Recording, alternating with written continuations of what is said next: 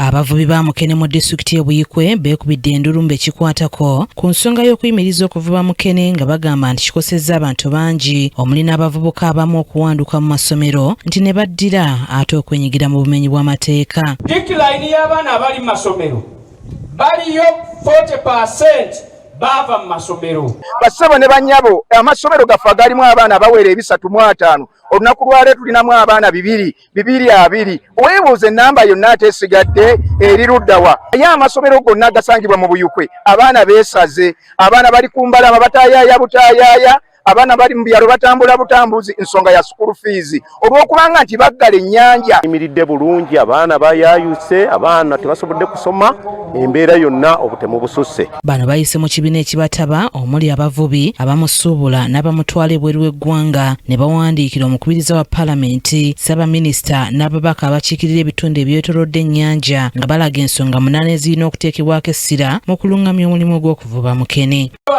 Right Honorable Speaker Maxon Oboth tujja ku paalamenti wabaawo abasirikale abavubi tetuli bayonjo nnyo mu byennyambala bwe batulaba mu zaajebo zaffe batukkirize tuyingire. Right Honorable Nabbanja yakulira bizinesi ya paalamenti ku ludda lwa gavumenti yene ze zino empapula by'obuvubi teeka kkulu nnyo likwata ku ntunnunsi z'abantu oba ku mbeera z'abantu lyandibadde lyanguyizibwako nnyo kuba lirimu ebizibu bingi nga mutugambye nti abantu emiwendo gy'abantu abatandise okukola ebikolobero abava ku nnyanja abatakyalina we bali abali displaced bantu bangi nnyo. So gavumenti tukirowooza weneeteekesa mu nkola etteeka lino ebintu bigenda kutereera, abantu baddeyo bakole banyumire obulamu. Bano okuva ku myalo egy'enjawulo bakuŋŋaanidde ku mwalo gw'Ekiyindi ne bakuba ebituli mu kirowoozo kya minisita w'ebyobuvubi okubakkiriza okuddamu okuvuba Mukene nga bakozesa enkola eya kyotokyota. Ssaawo n'ensaawo ne tutunda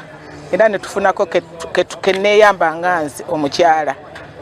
Naye essaawa eno Mukene yabula, ennyanja baagiggala, sikyasobola funanga bwe nafunanga kuba bamunona Tanzania na Kenya ne bamuleeta wano, naye ebbeeyi gye bamutuguzaamu era eba nzibu. Tulina tuyinza kufuna kakulya.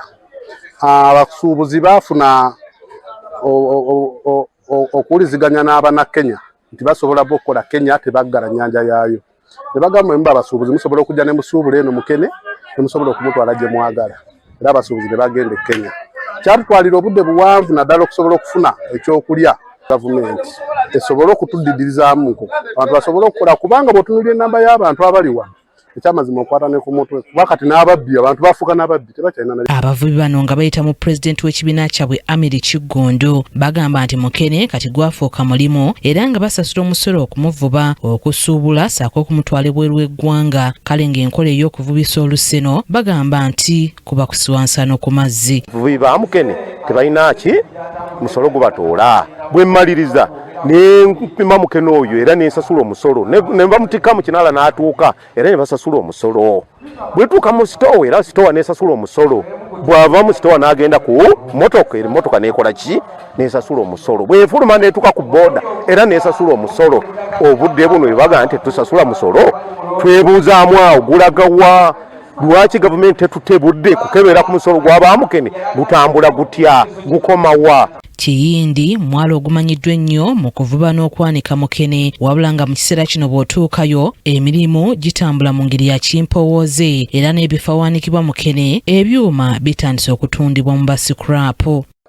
Bwe yabadde mu bizinga e Kalangala mu kukuyegera mu na NRM Aida n'abayiga akalulu mu kujjuza ekifo ky'omubaka omukyalo owa Kalangala, Robert Migadde Ndugwa minisita omubeezi avunaanyizibwa ku by'obuvubi yagumizza abavubi ba Mukene nti mu bbanga lya myezi 2 ennambika y'obuvubi ejja kuba efulumye okumalawo endooliito mu by'okuvuba Mukene n'empuuta. Sentamu Moses yakusakidde eggulire lino ku KTV Amalindirire.